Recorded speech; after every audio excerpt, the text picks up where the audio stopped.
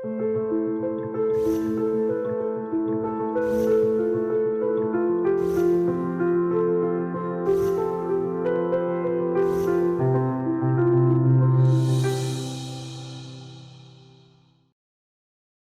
back to my channel.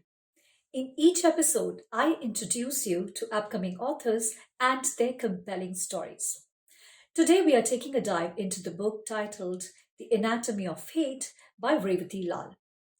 Unlike most narratives so far, which have focused on the state complicity and victim suffering, Revati explores the personal struggles and complexities that led individuals to perpetrate the 2002 Gujarat Anti-Muslim pogrom. She weaves together the stories of three protagonists, shedding light on their motivations behind the violence.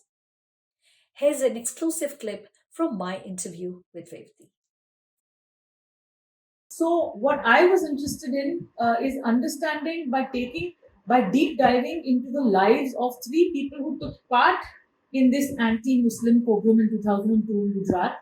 I wanted to look at who they were, what the particular is of the personal, how it fuses with the political, and what this tells us about ourselves as a people. Right. What kind of people are we in India, and what is humankind capable of, and why is there an attraction, a magnetic pull to this kind of space? So, the particular geography of Gujarat and that time of 2002 is only one moment in time in order to open up the larger universal question of political hate and genocide.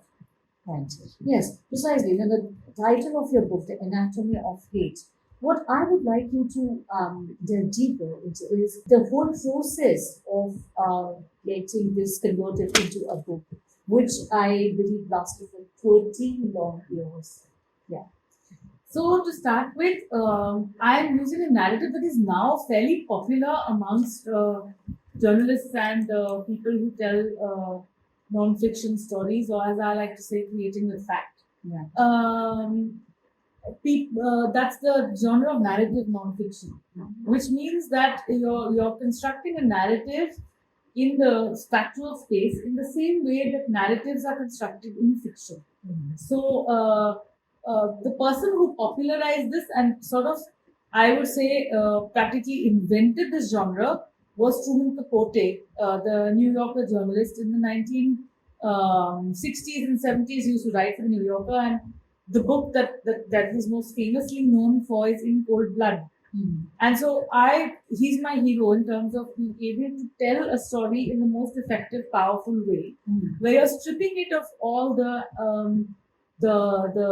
academia and that embedded reading that has gone into the making of the book, but it doesn't have to be shown in the actual telling of the story. You don't need to say, I'm saying this because so and so said that, and this sort of Marxist historiography is leading me to think this, but in a postmodern avatar. You don't need to burden the reader with that, because then you're confining your writing to a very small and ever diminishing population of people who anyway think like you. So if your point is to expand your politics and to be able to make it popular, then you need to use the devices of popular storytelling, which is fiction. So narrative non-fiction is that genre. And so I'm using a well-heeled by now, 60 years of people using that device. So I just felt that was the natural fit to this story, because I'm telling the story of three individuals. Right. And three individuals who I happen to randomly have access to. So if you're telling the story of a genocide, I feel that it's important to tell it from the point of view of the perpetrators of a genocide, because that's how you understand why that genocide took place and what is it about, tell you about the human condition. And there are many narratives that describe the sociology of it, the psychology of it, the larger political construct. But if we believe that the personal is political, by which I mean that your everyday actions add up to this mass genocide, then what is it that you as a person are doing every day? How do you feel What makes you as a person do this? You can't see that unless you tell it in that way. Therefore, I've used this device of telling the story as if there were three people and the reader is like a fly on the wall watching this unfold before them as three characters whose lives unfold before the reader. So it's like 40 years of their lives, 20 or 30 or 40 years before 2002, before this genocide took place, and or pogrom. Pogrom is a more accurate word. And the next 20 years of their lives post the pogrom. What did this do to them? Because a lot of writing and studying and telling of stories of this space, first of all, imagines that these people are not like you and me. Right. That we don't have it in us to do something like this. Precisely. But actually, we do. Right. And the point is to we only want to change as a society if we imagine that we could be this. If we other it, we're safe. We feel this will never happen again and we can't be this. If you don't make it accessible, so making it accessible is about telling the story in a popular format, stripped of all the jargon, and told like a fictional story.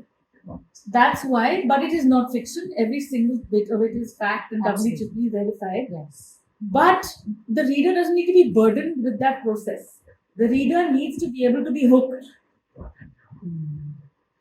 in order for it to do its job in actually making us feel scared that we could be this or almost this or some version of this, or that in some way we are part of this matrix if we exist in this country and live on this earth. Absolutely. So what are we doing to enable this matrix, and what can we do to disable this matrix?